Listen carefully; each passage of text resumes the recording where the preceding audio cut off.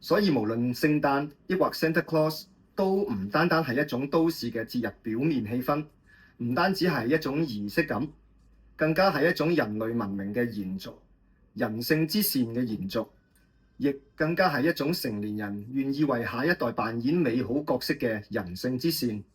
公權力願意為普羅大眾排憂解難嘅呢一種公序良俗嘅延續。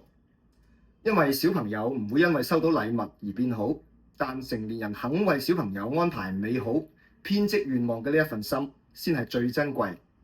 同樣道理，普羅大眾唔會因為公權力嘅一兩句口號、一兩次小恩小惠而令本身嘅生活處境有所改變，但公權力肯回歸造物主所期盼嘅人性之善，肯為哪怕最微不足道之人締造能夠遮風擋雨、安居樂業之處，先至係最為珍貴。